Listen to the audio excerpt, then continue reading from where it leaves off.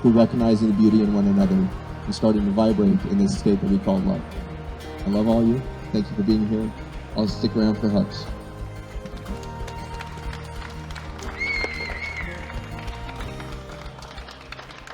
Thank you for doing that. Very glad to be with you. It's so great to be with you. You're such a light.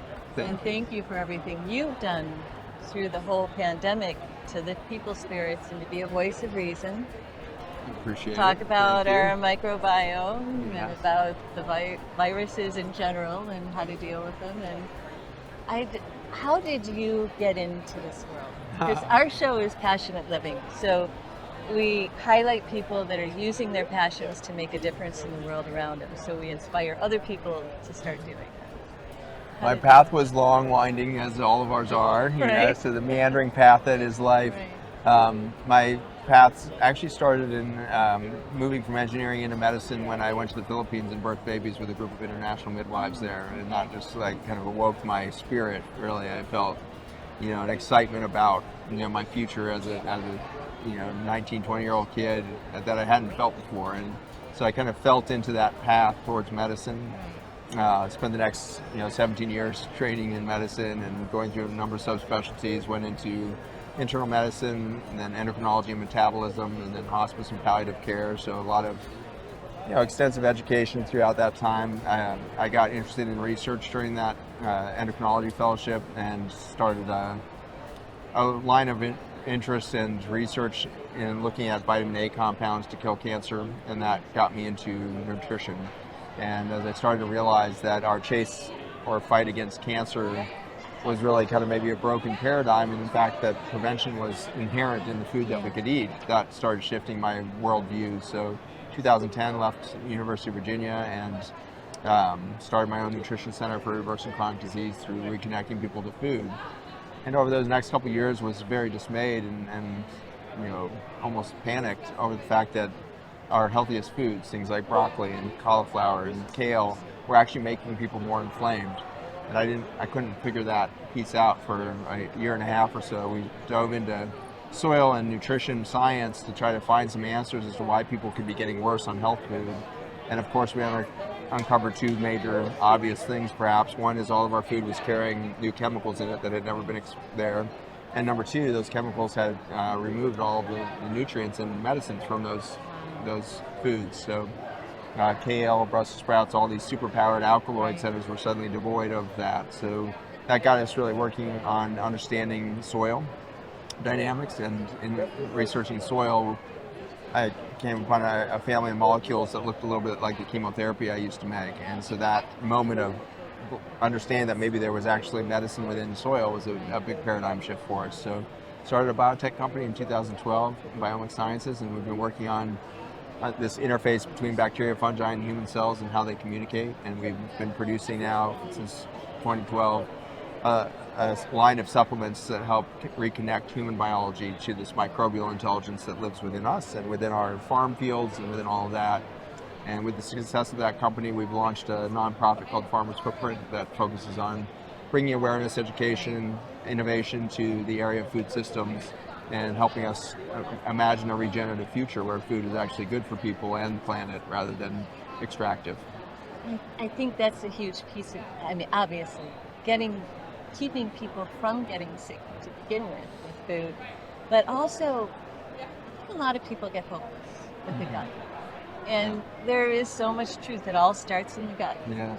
And, I remember, my years when I was publishing Holistic Health Journal back in the 90s, and people like Leo Gallen and Heidi Cass, who's standing here, and other MDs were talking about leaky gut and all of this stuff. And you felt like it was a long haul to get your health back, and a lot of people would get frustrated in getting the information out there to people. But you can heal the gut, you can heal the body, and it doesn't take forever. No, it's a super dynamic system. It's actually the fastest healing system we really have. Every 3 days, the entire gut lining is brand new.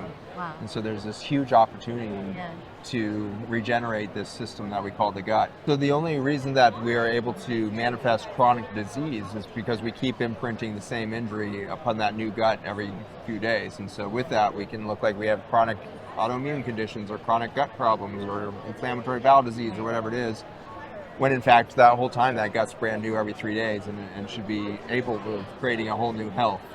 And so we have a way of bringing forward our patterns of behavior and our environment that went to cause that original injury, and therefore we think we have a chronic disease that's incurable. So we're now working at that foundational state of how do you get cells to communicate, and what turns out is the microbiome had already mastered long before multicellular organisms like humans came along. They had already mastered communication skills that allowed for biodiversity to occur. And so now that we're learned to extract that communication network and put it back into human systems, we are able to see the microbiome explode in diversity again in the gut. But as exciting as that, you actually see the human cells accelerate their regenerative capacity. And so there's this wonderful interplay between microbiome, communication, human resilience, and those three things are what we work on all the time in our lab now. And in our clinics, we get to see people heal, which is extraordinary. The most disrupted bowels that we really have from a microbiome standpoint is also our autistic community. Yeah. And these children have devastated bowel microbiome and leaky gut, leaky brain, the whole thing. And so to be able to work with these populations and see resilience come back into their bodies is a really powerful message that healing is more powerful than the injuries we have learned to do. That's beautiful. I love that. Yeah, I always felt if you could break it, you can fix it. Yeah, and in some ways the breaking is part of the fixing, interestingly. So the body is designed so that when we experience injury, we become stronger. It's only when we overwhelm our pathways of regeneration that we can get disorder or disease or dysfunction. And so really what we want is a life that challenges us to rise. And to do that, we need as many fruits, vegetables, alkaloids that we can. We need the sunshine. We need these things that we think of as being harmful are actually there to challenge us to greater heights. And so it's really by the diversity of life, the diversity of experience, the biodiversity of thoughts and ideas that you're exposed to. All of these things are part about human resilience. And so when we look at the cellular communication network between bacteria and human cells, it's fascinating. We see a secret of life there.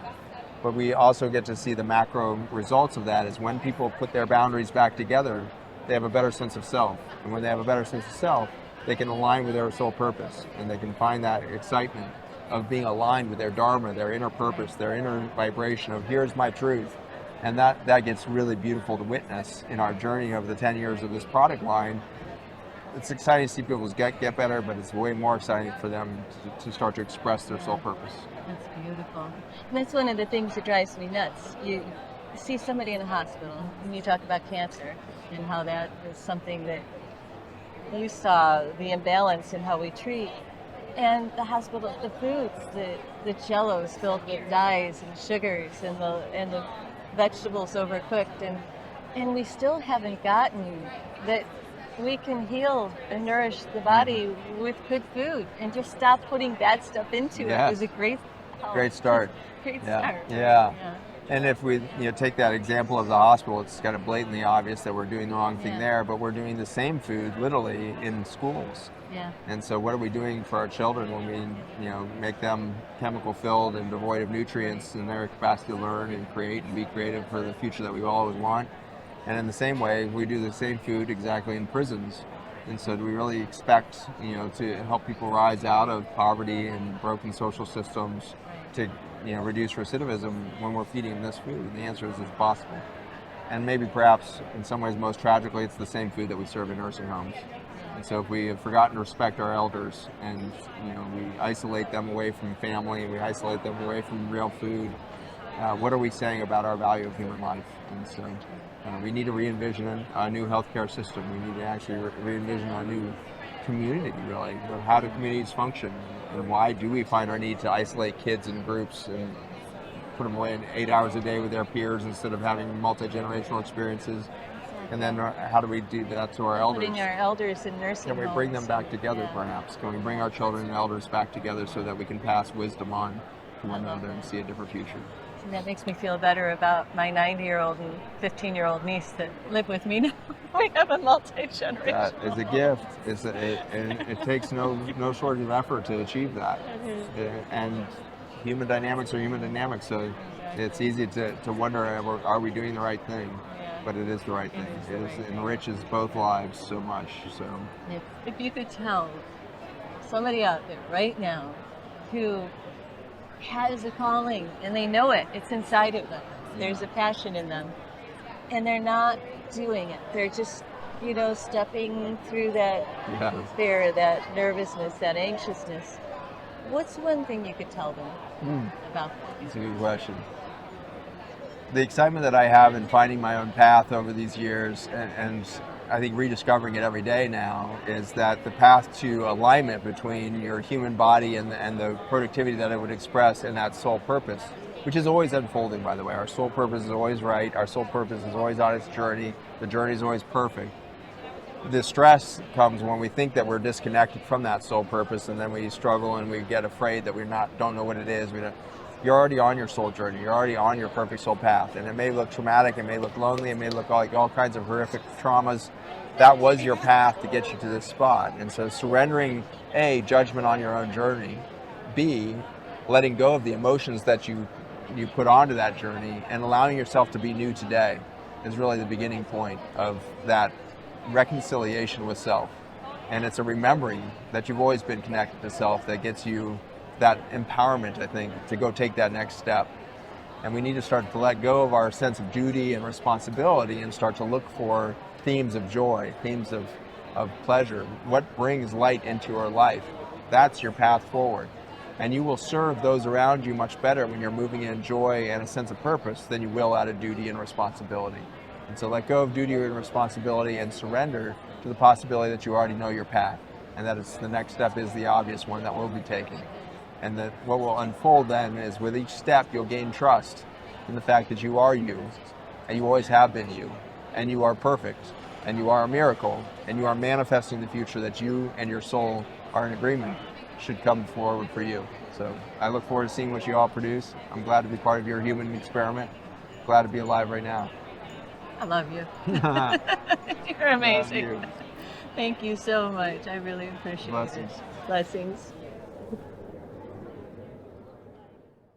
Thank you so much for watching Passionate Living. If what you watched moved you or inspired you, the best way you can show us is by liking and commenting on the video, as well as subscribing to the channel